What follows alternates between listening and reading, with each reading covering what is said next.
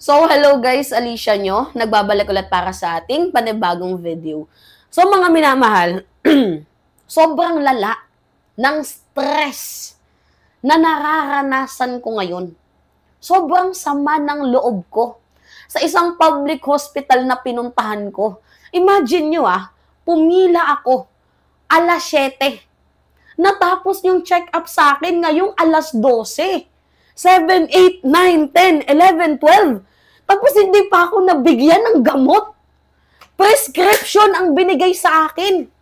Ubo lang po ang pina-check up ko, mga minamahal. Tapos binibili pa yung gamot. Calling the attention of DOH Secretary Teodoro Herbosa. Ano na naman to? Ako sa totoo lang, mga minamahal, may kakayahan naman talaga akong magpa-check up sa private. Pero dahil nga mas malapit yung public hospital dito sa amin, doon ako pumunta. Kasi malapit lang eh. And first time kong magpa-check up since 2023, ngayon lang ako nagpa-check up na 2025. 2023, thanks to God, hindi ako nagkasakit. 2024, kaya namang gamutin ng herbal lang. Ngayon kasi umabot na ng malapit na mag 3 weeks yung ubo ko. Dry cough, mga minamahal. Minsan lang lumalabas yung plema. Hindi ko din alam na umiinom naman ako ng gamot. Umiinom din naman ako ng calamansi juice, Fumocel, yung mga nireseta sa akin ng mga kaibigan ko. Well, mali yung ginawa ko na umiinom ako ng reseta lang ng kaibigan ko, walang prescription. Kaya nga pumunta ako sa public hospital para mabigyan ng gamot. Although madami magrereklamo, may kakayahan ka naman palang bumili bakit nandun ka pa sa public? Alam niyo mga minamahal, kung ako may kakayahan, paano naman yung ibang wala? 'Di ba? Tapos ang dami kong nakikitang buntis doon. Ang haba ng pila. Oh my goodness. Tapos ang init. Kaya nga sobrang inis ko. Ilang oras akong pumila? 7, 8, 9, 10, 11, 12. 5 hours? Hindi pa ako nakakuha ng gamot na libre. Prescription ang ibinigay sa akin. Tapos 1 minute lang na tiningnan yung, chinek lang yung baga ako doon. Tapos. Ano ba naman yan? Ano ba naman yan? Secretary ng DOH, Herbosa. Kaya nga, di ba, nagpa-courtesy resignation na. Nagtawag si PBBM, di ba? Ng courtesy resignation. Ba't hindi ka nag-resign?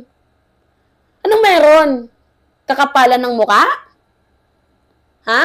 Wala namang masama kung i-call out ka, di ba? Ano yung meron? Ba't di ka nag-resign? Wala naman palang silbi. Yung pagiging secretary mo ng DOH.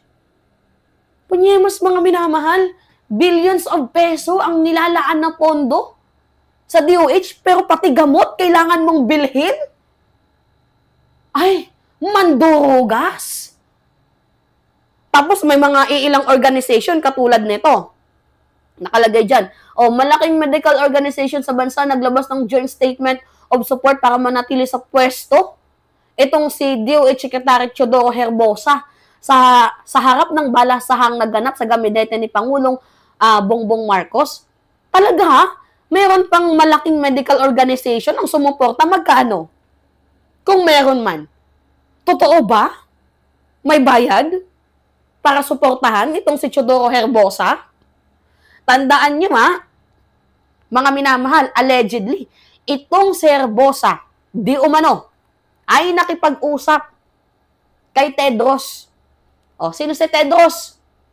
Terorista po ng WHO. Di umano, kung totoo man. Walang kakwenta-kwenta. Hindi na nga kami nakakakuha ng tulong sa may sakit. Di ba? Hindi na nga tayo nakakakuha ng tulong sa kanila, kahit may sakit tayo, tapos papanatilihin pa yan siya sa pwesto? Really? Ako mismo personal experience ko. Tingnan nyo, napabili ako ng gamot. Yan mercury drugs. Ito lang pala yung ibinigay sa akin na gamot na I don't know kung anong tawag dito. 'Di ba? Yan lang yung ibinigay sa akin. Na nabili ko pa siya sa 3 butika. Pahirapan pa sa paghahanap. Putagisan. Kaya nakakainis eh. Tapos sasabi ng ilang tao, bayaran si Mima. Paano kung magiging bayaran? Kahit nga nandyan sa gobyerno, tinitira ko eh. Di ba kapag may mali, call out natin yan. Huwag tayong mananahimik ng basta-basta. Mali na nga. Magpapakabulag-bulagan pa tayo. Dapat dyan, nagre-resign ka na lang ng kusa. Hindi yung kapal na mukha mo eh. Manatili, yung iba nga nag-resign, nire-appoint ulit. Ikaw, nangangarap. Gusto pa ata siyang i-call out. Diyos ko, maya ka naman. Alam mo namang wala kang kwenta, tapos kinakapalan mo pa yung mukha mo mag-stay dyan. Kaya mapapansin ninyo, yung ibang hospital, mga minamahal, yung mga may hirap, probably, instead na magpa-hospital sila, tinitiis na lang nila. Ako may kakayahan naman ako magpa-check up sa private. Pero dahil nga mas malapit dito, yung public, pinuntahan ko, tapos ganun pa yung experience ko. Hindi ko naman sinabi na vlogger ako. Ayoko mabigyan ako ng yung tawag dito, VIP treatment. Gusto ko normal person lang. Grabe pala, no? Ang hirap. Ang hirap sobra. Bukas magta-try ako sa private hospital. Siyempre, private yun. Baka mabilis lang ako ma-check up doon.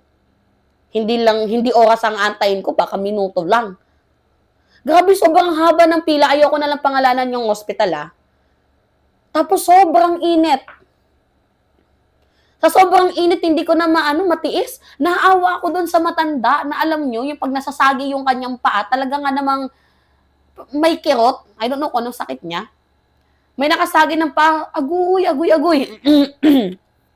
Ganon. Ang haba ng pila, siksikan. Ang iba nakatayo pa. Can you imagine that? Mga minamahal. Hindi ba nakikita ng DOH secretary yung ganyang problema? Habang ikaw, puro lang travel. Oo. Travel ng travel. Itong taong to. Saya, no?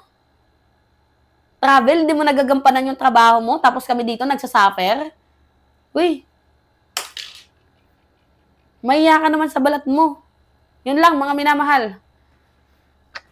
Naglabas lang ako ng sama ng loob ko. Hindi pa kasi gumagaling. Kasi first time kong ma-experience to.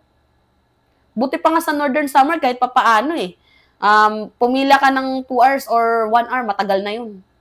Pero dito, 5 hours. Grabe.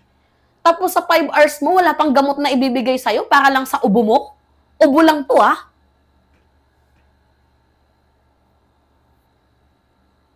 Kakainis.